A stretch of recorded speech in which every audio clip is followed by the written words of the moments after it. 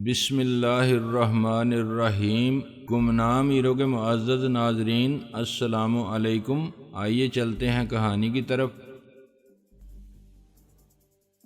میں نے کہا اف یو ڈونٹ مائنڈ میں تمہارا پاکٹ سائز ٹیپ ریکارڈر دیکھ لوں جو یقیناً تمہارے شولڈر بیگ میں ہوگا۔ کیوں نہیں، اس نے بڑے اعتماد کے ساتھ کہا اور پھر بڑی ہوشیاری سے ٹیپ ریکارڈر نکالتے ہوئے اسے آف کر کے میرے حوالے کر دیا۔ یہ اس لیے ضروری تھا کہ خاتون ضرورت پڑنے پر میں انکار کر سکوں کہ ایسا میں نے کبھی نہیں کہا۔ تم کھانا کیوں نہیں کھا رہی ہو؟ اس نے سنہری لائٹر سے سگریٹ جلائی۔ بس کھا لیا جتنی ضرورت تھی۔ مجھے افسوس ہوا آپ کی میرج ختم ہونے کا۔ تھینکس، مجھے بھی افسوس ہوا۔ اس نے نروس ہو کے بات کاٹ دی۔ اب کیا سوچا ہے آپ نے؟ باقی عمر اکیلے گزاریں گے یا پھر کریں گے شادی؟ یہ سوال بہت قبل از وقت اور نامناسب ہے۔ یہ میرا نجی معاملہ ہے۔ گستاخی معاف، جب میں شادی کرنے والی تھی تو آپ نے اس حد تک ٹانگ اڑائی تھی کہ اس شادی کو جرم قرار دے دیا تھا۔ سماجی اور قانونی، اس کے علاوہ ہر لیڈر کی پرائیویٹ لائف بھی پبلک پراپرٹی ہوتی ہے شاہ جی۔ جب وقت آئے گا تب دیکھا جائے گا۔ ابھی میں نے سوچنا بھی شروع نہیں کیا شادی کے مسئلے پر۔ کیا آپ کی وائف رخشندہ کے ساتھ ازدواجی تعلقات میں خرابی صرف ان حالات سے پیدا ہوئی تھی یا اور کوئی وجہ تھی؟ اور کیا وجہ ہو سکتی ہے؟ میں نے کہا ایک وجہ شبنم تھی، میرا مطلب ہے وہ افواہیں جو اس سے منسوب تھیں۔ میں نے کہا آپ خود اسے افواہ سمجھتی ہیں تو پھر سوال کرنے کا مقصد؟ شمی نے سگریٹ کی راکھ جھاڑی۔ رخشندہ تو نہیں سمجھتی ہوگی، شوہر کے معاملے میں ہر بیوی انتہا درجے کی حاسد اور شکی ہوتی ہے۔ تم سنی سنائی کہہ رہی ہو یا ذاتی تجربے کی بات ہے؟ یہ میرے بار نے اسے تڑپا دیا، لیکن اس نے زیادہ سخت جوابی حملہ کیا۔ شبنم یہ بات سرے عام تسلیم کرتی تھی کہ وہ تمہیں چاہتی ہے، محبت کرتی ہے تم سے۔ یہ پھر میں کیا کر سکتا ہوں؟ محبت کرنا کسی قانون کے تحت جرم نہیں۔ میری طرف سے آپ کو کیا ہر حسین لڑکی کو اجازت ہے کہ مجھ سے محبت کا اعلان کرے، ریڈیو، ٹی وی پر یا اخبار میں؟ آپ کا مطلب ہے کہ یک طرفہ محبت ہے آپ کو؟ اس کے جذبات کی ذرا بھی پرواہ نہیں۔ وہ میری آنکھوں میں آنکھیں ڈال کے بولی۔ میں نے ضبط سے کام لیا۔ نو کمنٹ۔ کیا محبت میں ون وے ٹریفک ممکن ہے؟ میں نے کہا یہ سوال کسی ٹریفک سارجنٹ سے کریں۔ آپ کے ذاتی تجربے کا افسوسناک انجام کیا ظاہر کرتا ہے؟ اس کا چہرہ سرخ پڑ گیا۔ شاہ جی ایک آخری سوال، فرض کریں آج نہ صحیح کل خود شبنم یہ چاہے۔ میں نے شمی سے کہا اور پرسوں آپ چاہیں، اس کے بعد کوئی اور، مجھے سب منظور ہے۔ اسلام نے 4 کی اجازت دی ہے آخر۔ اس نے آزاد صاحب کی موجودگی کو بالکل نظر انداز کر دیا تھا اور وہ بھی بہرے بنے پورے انہماک کے ساتھ کھانے میں مصروف تھے۔ کل رات شاہ عالم ہاؤس میں کسی نے 2 لاشوں کی تصویر بنا لی اور پولیس کو گونچا دے کر نکل گیا۔ شمی نے کچھ دیر بعد کہا میں نے غور سے اس کی صورت دیکھی، کیا وہ تم تھیں؟ اس نے میرے سوال کو جیسے سنا ہی نہیں۔ فرض کرو کوئی وہ تصویریں تمہیں دینا چاہے، بدلے میں تم اسے کیا دو گے؟ میں نے اس کے سوال پر غور کیا۔ کیا ثبوت ہوگا کہ تصویریں انہی 2 لاشوں کی ہوں گی؟ تصویریں اور بھی ہوں گی ساتھ پورے بیک گراؤنڈ میں، اور ہر تصویر پر وقت کے ساتھ تاریخ کا پرنٹ ہے۔ ابھی تک کسی نے بھی وہ تصویریں نہیں دیکھی جن سے لاشوں کی شناخت ممکن ہے۔ ان کی مدد سے ورثاء کو تلاش کیا جا سکتا ہے اور معلوم کیا جا سکتا ہے کہ وہ کون تھے۔ شمی نے کہا لاشیں کہاں ہیں؟ ہوں گی مردہ خانے میں یا اصل وارثوں کے حوالے کر دی گئی ہوں گی، اس سے کیا فرق پڑتا ہے؟ مگر ثبوت نہ ہو تو پولیس صاف انکار کر سکتی ہے۔ وہ انکار کیسے کر سکتے ہیں؟ میں نے کہا جیسے انہوں نے انکار کر دیا ہے کہ شاہ عالم ہاؤس سے پولیس کی وردی میں کچھ لوگ گرفتار کیے گئے تھے۔ میں نے کہا اوکے، تمہاری کیا قیمت ہے سکہ رائج الوقت میں؟ اس نے میں نے سوال کا برا نہیں مانا، میں بھی بھی پازیٹیو ہوں۔ مجھے امید تھی اور میرا اندازہ ٹھیک تھا۔ میں نے کہا تم اب بھی سمجھتے ہو کہ میں نے غلطی کی تھی اس سے محبت کر کے؟ اب وہ مر چکا ہے۔ وہ تلخی سے بولی۔ صرف محبت کرنے سے کسی کے ایڈز کے جراثیم دوسرے کے خون میں شامل نہیں ہوتے۔ میں نے کہا تمہارا یا مرنے والے کا جرم یہ ہے کہ اس نے معاشرے میں ایک اور خطرناک مریض کا اضافہ کر دیا۔ ایڈز کا ہر مریض ایک چلتا پھرتا کیمیاوی بم ہے، وہ کہیں بھی کسی بھی وقت ان ان گنت لوگوں میں مرض موت تقسیم کر سکتا ہے، اور یہ چین ری ایکشن ہے۔ تمہیں معلوم ہے کہ کہیں آگ ایک عمارت سے دوسری عمارت تک پھیلتی جا رہی ہو تو اسے کیسے ختم کیا جاتا ہے؟ درمیان کی ایک عمارت کو ڈائنامائٹ سے اڑا کے۔ تم بہت سنگ دل ہو، یہ کہہ رہے ہو کہ مجھے مار دینا چاہیے۔ جیسے زمانہ جاہلیت میں کوڑیوں کو شہر سے باہر ایک حصار میں مقید رکھا جاتا تھا، ایسے ہی مجھے جب تک زندگی ہے کوارنٹین میں رکھنا چاہیے۔ میرے چاہنے سے کچھ نہیں ہوتا۔ کیا تم یہ کنٹرول کر سکتی ہو کہ کسی سے تمہارا جسمانی رابطہ نہ ہو؟ تم خوبصورت اور جوان ہو اور حد سے زیادہ آزاد خیال اور خود مختار۔ میں نے سنا ہے کہ ایک انتقامی رد عمل کے طور پر بھی ایڈز کے مریض ایسا کرتے ہیں، وہ ذہنی مریض بن جاتے ہیں۔ میں نے کہا۔ وہ بولی میں باہر جانا چاہتی ہوں، کسی ایسی جگہ جہاں مجھے کوئی بھی نہ جانتا ہو۔ یہاں سب مجھے عجیب سے نظروں سے دیکھتے ہیں، جیسے میں چھوت کی مریض ہوں۔ اچھوت ہو گئی ہوں۔ ہمدردی نہیں، نفرت ہے میرے لیے۔ سب کی آنکھوں میں HIV پازیٹیو ہونے کے باوجود میں کئی سال زندہ رہ سکتی ہوں۔ مجھے اس کی حالت پر ترس آیا۔ کہاں جانا چاہتی ہو تم؟ مجھے میرا اخبار لندن میں اپنا نمائندہ بنا سکتا ہے، لیکن وہ مجھے لندن بھیجنے کے اخراجات ادا نہیں کریں گے۔ انہیں وہیں لندن میں بہت سے لوگ مل جائیں گے۔ یہ کام تم کر سکتے ہو۔ میں نے کہا ایک بار پہلے بھی تم نے مجھے بلیک میل کرنے کی کوشش کی تھی۔ یہ بلیک میلنگ نہیں ہے، ایک دوسرے کی ضرورت پوری کرنے کا معاہدہ ہے۔ اس نے افسردگی سے کہا لاشوں کی تدفین سے پہلے تمہیں تصویریں مل جائیں گی تو تمہارا کام آسان ہوگا۔ بعد میں لاش نکلوا کے شناخت اور پوسٹ مارٹم کے قانونی مسائل پیدا ہو جائیں گے۔ میں نے کہا اچھا لاؤ تصویریں۔ اس نے ایک لفافہ میری طرف بڑھا دیا۔ میں تم پر اعتماد کر سکتی ہوں۔ میں کسی کے اعتماد کو دھوکہ دینا گناہ عظیم سمجھتا ہوں۔ میں نے لفافہ لے لیا اور تصویروں کو تھوڑا سا باہر نکال کے ایک نظر دیکھا۔ اچانک ایک ہاتھ آگے بڑھا اور اس نے لفافہ مجھ سے چھین لیا۔ مرنے والوں کے چہرے میری نظر میں گھوم رہے تھے۔ میری نظر میں ایک ہی چہرہ گھوم رہا تھا، ہاشمی صاحب کا چہرہ، جس پر موت کا سکون اور سکوت تھا۔ گل نواز کی حالت دیکھ کے میں اندازہ کر سکتا تھا کہ لندن سے ملنے والی خبر کیا ہو سکتی تھی، مگر مجھ میں اتنی ہمت نہ تھی کہ اس سے کچھ پوچھ سکوں۔ بالآخر اس نے رومال سے ماتھے کا پسینہ خشک کیا۔ ہی از ڈیڈ، ہاشمی صاحب از ڈیڈ۔ او مائی گاڈ، میں نے بے اختیار کہا، یہ تو بہت برا ہوا۔ رئیس نے کہا کیا شادو آ رہی ہے؟ میرا مطلب ہے ان کی بیگم۔ ہاں، لیکن لاش لانے کے انتظامات کے لیے مجھے جانا ہوگا۔ تقدیر کے فیصلے یوں ہوتے ہیں، تم نے صحیح وقت پر دستخط کر دیے ورنہ یہ معاملہ ختم ہو جاتا۔ میں نے کہا میں اب چلتا ہوں۔ وہ آپ کے دوست تھے اور میرے محسن، مجھے بہت افسوس ہوا ان کے انتقال کی خبر سن کے۔ ابھی دن ہی کتنے ہوئے تھے ان کی شادی کو؟ رئیس بولا کہ شاہدہ پروین بیوہ ہو گئی، ہنی مون کے لیے گئے تھے ولایت۔ آدمی کی موت اسے کہاں لے جاتی ہے؟ وہیں جہاں۔ میں نے رئیس کا پیر دبایا۔ گل نواز خان اسے خون اشام نظروں سے گھور رہا تھا۔ رئیس کی بات غلط نہیں تھی، مگر یہ بات کہنے کا وہاں کوئی موقع نہ تھا۔ باہر آ کے میں نے کہا یار کبھی تو سوچ سمجھ کے بولا کر۔ ابے رہنے دے، تم سالے رسمی باتیں کر رہے تھے، جھوٹ بول رہے تھے ایک دوسرے سے۔ رئیس نے خفگی سے کہا تجھے خاک افسوس ہوگا اس کے مرنے کا جس نے تجھ سے شادو کو چھین لیا تھا، بلکہ خرید لیا تھا۔ تیرا بس چلتا تو اسے خود مار دیتا۔ تجھے تو خوشی ہوگی بیٹا کہ اس نے تیرے ساتھ برائی کی تھی، قدرت نے تیرا بدلہ لے لیا۔ میں نے کہا وہ وقت گزر گیا رئیس، جب شادو نے خود ہی مجھے چھوڑ کے اسے پسند کر لیا اور اس سے شادی کر لی۔ پھر میں ہاشمی صاحب کو کیا کہوں، وہ ایسی ہی لڑکی تھی، تجھے پسند کر لیتی تو میری دوستی بھول جاتا۔ تو بھی گل نواز خان اب پریشان ہوگا کہ شادو اس کے برابر آ کے بیٹھ جائے گی، آدھے کی مالک ہو جائے گی۔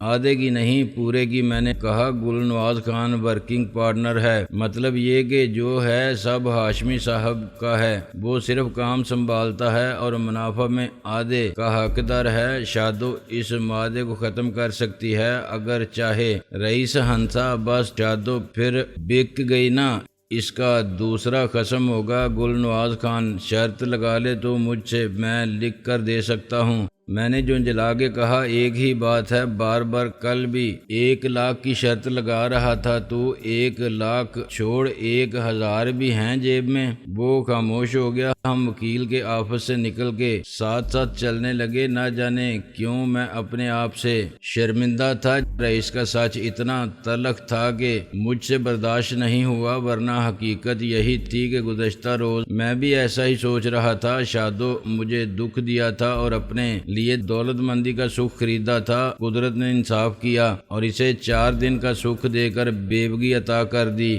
میرا ذہن کنفیوژن کا شکار تھا۔ پہلے بھی میں یہ سمجھنے سے قاصر تھا کہ آخر شادو نے ہاشمی صاحب میں کیا دیکھا کہ اس سے شادی کر لی۔ صرف دولت کیا پہلے اس کے پاس نہیں تھی؟ جب وہ شاہ جی کے ساتھ تھی تو اسے پیسے کی کمی کا کوئی مسئلہ نہیں تھا۔ بے شک ہاشمی صاحب کے پاس اس سے کہیں زیادہ دولت تھی، مگر شادو نے شاید اس دولت کے ساتھ ملنے والی عزت اور شہرت کے لیے خود کو ان کے حوالے کر دیا اور میری محبت کو بھلا دیا۔ اعلیٰ سوسائٹی کی زندگی، 5 سٹار ہوٹلوں کی تقریبات، لندن اور پیرس کے تصور نے اس کی نگاہوں کو خیرہ کر دیا اور جذبات پر ہوس کے تقاضے غالب آ گئے۔ پھر اب اس کی جذباتی کیفیت کیا ہوگی؟ اسے دکھ زیادہ ہوگا یا پچھتاوا؟ کیا اسے احساس نہیں ہوگا کہ وہ پھر تنہا ہے اور زندگی کا لمبا سفر باقی ہے؟ ناصر عظیم اب اس کی دسترس میں نہیں، وہ خریدا نہیں جا سکتا۔ ساری عمر صرف دولت کے سہارے پر کیسے گزرے گی؟ بے شک اس دولت کی خاطر اس کا ہاتھ تھامنے والے بہت ہوں گے، مگر ان میں ناصر جیسا دل والا کون ہوگا؟ وہ سب غرض مند اور لالچی لوگ ہوں گے۔ ایک حسین اور دولت مند بیوہ کے پرستاروں میں تو کیا جوان کیا بوڑھے سب ایک ہی صف میں نظر آئیں گے۔ اگر وہ ہاشمی صاحب جیسے شخص کی زوجیت میں آ سکتی ہے تو پھر 60 سال سے کسی بھی مرد کو قبول کر سکتی ہے۔ مرد کا کیا ہے، ساٹھا پاٹھا اور جوان تو خیر جوان ہی ہیں، سیکنڈ ہینڈ ہوگی تو کیا کچھ نہیں۔ میرا دماغ فضول خیالات کی یلغار سے خراب ہو رہا تھا۔ رئیس نے مجھ سے بات کرنے کی کوشش کی تو میں نے اسے جواب ہی نہیں دیا اور پھر سختی سے جھڑک دیا، یار تو مجھے اکیلا چھوڑ دے جا، میں پریشان ہوں اس وقت۔ پھر تو پیارے ہم تجھے اکیلا نہیں چھوڑ سکتے، اس نے برا مانے بغیر کہا۔ پارک میں بیٹھ گئے۔ یہ رہائشی علاقہ تھا، یہاں سڑک پر سے گزرنے والی ٹریفک کا شور نہیں تھا۔ میں نے کہا رئیس شادو اکیلی ہے، اسے کوئی نہیں جانتا وہاں۔ ولایت میں اکیلی عورت کو کچھ نہیں ہوتا اور گل نواز خان پہنچ جائے گا کل تک۔ رئیس بولا یار یہ ہارٹ اٹیک ایک دم تو نہیں ہوتا، ہاں پرابلم پہلے سے ہوگی، ہائی بلڈ پریشر رہتا ہوگا یا انجائنا کا مسئلہ ہوگا، لیکن اس نے شادو کو بتایا نہیں ورنہ وہ انکار کر دیتی۔ کیا پتا، ہو سکتا ہے خود اسے معلوم نہ ہو۔ بہت سے لوگ اس عمر کو پہنچ کے بھی چیک اپ نہیں کراتے، بظاہر صحت مند لگتے ہیں۔ رئیس نے کہا یہ بھی تو ہو سکتا ہے کہ شادو نے یہ سب معلوم ہو جانے کے بعد شادی کا فیصلہ کیا ہو، یہ سوچ کر کہ ایسی حالت میں وہ کتنے دن بچے گا۔ یار اب اس سے کیا فرق پڑتا ہے، جو ہونا تھا ہو گیا۔ میں سوچ رہا ہوں کہ جب وہ واپس آئے گی تو مجھے کیا کرنا چاہیے۔ تجھے کچھ بھی نہیں کرنا چاہیے پیارے، اس کے اور تیرے راستے الگ ہو گئے، اس نے تجھے ٹھکرا دیا تھا، یہ بات بھول کے گیا اس کے سامنے تو پھر دھتکار دے گی وہ تجھے، اور کس منہ سے جائے گا تو اس کے سامنے یہ کہنے کے لیے کہ شادو جی چلو اب قبول کر لو مجھے، میں پھر حاضر ہوں اپنی محبت کے ٹوکرے کے ساتھ، دیکھ لو خالص اور کھرا مال ہے۔ وہ ہاشمی صاحب والی محبت نہیں ہے۔ وہ نوکروں سے کہے گی کہ اس پاگل کے بچے کو ٹوکرے سمیت باہر پھینک دو۔ میں نے مشتلوں کے رئیس کے ایک مکہ مارا، وہ پیچھے گر گیا اور ہنسنے لگا۔ مارو اور مارو، غصہ نکال دے سارا مجھ پر۔ میں نے کہا بھونکنا بند کر کتے، میں اتنا ذلیل نہیں ہوں، مجھے نہ شادوں کی دولت سے سروکار ہے اور نہ اس کے جسم سے، میں اس سے محبت کرتا تھا اور کرتا ہوں۔ وہ دکھی ہے تو میں بھی دکھی، جیسے رک کیوں گیا، جیسے وہ خوش تھی تو ناصر عظیم بھی خوش تھا۔ کچھ شرم آتی ہے اپنے آپ سے جھوٹ بولتے ہوئے، ڈائلاگ مارتا ہے میرے سامنے۔ میں نے شکست خوردہ لہجے میں کہا یار کیا میں اس سے ہمدردی بھی نہ کروں؟ اسے ضرورت ہوگی کسی مخلص ہمدردی کی جس کے سامنے وہ جی بھر کے رو لے اپنی غلطی پر یا اپنے عذاب پر آنسو بہا لے۔ کیا پرانی دوستی، شرافت اور انسانیت کا رشتہ نبھانے کے لیے بھی ہم کچھ نہیں کریں گے؟ کریں گے کیوں نہیں پیارے، وہ طنز آمیز تمسخر سے بولا۔ ہم تدفین میں شرکت کے بعد سب کے ساتھ دعا کریں گے اور جناب سوئم چہلم میں جا کے قرآن خوانی کریں گے۔ وکیل صاحب کی مغفرت کے لیے بہت لوگ ہوں گے وہاں، ہم بھی شامل ہو جائیں گے۔ میں اٹھ کھڑا ہوا، یار میں چلتا ہوں۔ تو برا مان گیا؟ دیکھ یار، اپن دوستی کے سوا کچھ نہیں جانتے اور اسی لیے میں سمجھا رہا ہوں تجھے کہ اب اس کا تیرا کون سا رشتہ باقی رہ گیا ہے؟ اس نے پرواہ کی تھی تیری کہ تو اس کے لیے اتنا دکھی ہو رہا ہے، بھول گیا اس وقت کیا حالت تھی تیری؟ اور بیٹا پھر اس کے عشق کا بھوت سوار ہو گیا ہے تو تیری مرضی، لیکن ابھی ٹھہر کچھ دن، دیکھ وہ کیا سوچتی ہے اپنے مستقبل کے بارے میں اور تیرے بارے میں۔ ویسے تو اس کا باپ بھی ہے یہاں، لیکن کیا پتہ اب وہ پرانی زندگی سے کوئی تعلق ہی نہ رکھنا چاہے۔ وہ میرے ساتھ ساتھ چلنے لگا۔ تو کہاں جا رہا ہے میرے ساتھ؟ میں نے کہا یار بھوک لگی ہے، چل پیر صاحب کے حجرے میں چلتے ہیں، آج جمعرات ہے نا، بڑی رونق ہوگی۔ اس نے بدماشی سے آنکھ ماری۔ قسم بھوک کی ایسی ایسی چیزیں آتی ہیں کہ دل چاہتا ہے سب کی مراد پوری کر دوں۔ چاچا بھی کہہ رہا تھا کہ اور کچھ نہ سہی ان کو اولاد تو دے ہی سکتے ہیں ہم، جن کے شوہر سالے۔ میں نے غصے سے کہا نہ مجھے بھوک ہے اور نہ ہی اس بدماشی کے دھندے میں شریک ہونا چاہتا ہوں، تو جا۔ ابے یار قوالی ہوگی اور ترمال بھی ملے گا کھانے کو، تیرا دل بہل جائے گا۔ کچھ مت کر، تو بیٹھ کے تماشا دیکھ، گھر جا کے کیا کرے گا؟ ماسی پھر خوب سنائے گی اسے بھی اور تجھے بھی، رات بھر خون جلاتا رہے گا اپنا، چل آجا۔ اس نے مجھے ساتھ کھینچ لیا اور ہم ایک رکشے میں بیٹھ گئے۔ باغبان پورہ اور شالمار باغ گزر گئے تو سڑک پر شور و غل کم ہو گیا اور اندھیرا بڑھ گیا۔ یہاں سڑک پر صرف آتی جاتی گاڑیوں کی لائٹ تھی۔ دروگا والا اور ٹیکسال سے آگے آبادی کا علاقہ بھی ختم ہو گیا۔ یہ جگہ ابھی آباد ہو رہی تھی، جتنے مکان بن چکے تھے یا بن رہے تھے اس سے زیادہ خالی پلاٹ نظر آ رہے تھے۔ ایک جگہ رئیس نے رکشہ روک لیا، ہم بائیں ہاتھ والی چھوٹی سی نیم پختہ سڑک پر چلنے لگے۔ میں نے دور ہی سے پیر صاحب کی خانقاہ دیکھ لی، قریب جا کے مجھے رونق بھی نظر آئی اور میرے کانوں نے اللہ ہو کی آواز بھی سنی۔ وہ کوئی کچا سا مکان تھا جس پر سبز جھنڈا لگایا گیا تھا، اندر باہر 200 واٹ کے بلبوں سے رات میں دن کا سماں تھا اور 60-70 افراد کھلی جگہ میں سر جھکائے بیٹھے تھے یا جھوم رہے تھے اور اللہ ہو کا ورد کر رہے تھے۔ میں نے کہا لوگ تو زیادہ نہیں ہیں؟ رئیس نے کہا یار نیا بزنس ہے، ابھی جمتے جمتے جمے گا اور ابھی تو شو شروع ہوا ہے۔ آ رہے ہیں بیوقوف مت کہہ انہیں، سب مجبور اور پریشان حال لوگ ہیں، سہارے کی تلاش کرتے ہیں۔ ابے گویا خدا کا سہارا کافی نہیں ہے، لینے اور دینے والا تو وہی ہے سب کو۔ وہ سب کی دعا سنتا ہے یا کہتا ہے کہ فلاں سے دعا کراؤ تو میں سنوں گا اور تمہارا کام ہو جائے گا۔ یہ تو سارے سرکاری افسروں والی بات ہے جو سفارش سے مانتے ہیں۔ میں نے کہا سفارش بھی تو مجبور لوگ ہی کراتے ہیں۔ میں چاچا پتنگ باز کو ایک پیر کے روپ میں پہلے بھی دیکھ چکا تھا اور اس کے ڈرامے میں ایک کردار بھی ادا کر چکا تھا۔ یہاں معاملہ ذرا مختلف تھا۔ اب اس نے پیری فقیری کو منافع بخش پیشے کے طور پر اپنا لیا تھا۔ اس کے علاوہ چنڈال چوکڑی کے دوسرے معزز ممبر بھی شغل میں مصروف تھے اور انتظامیہ کا کردار ادا کر رہے تھے۔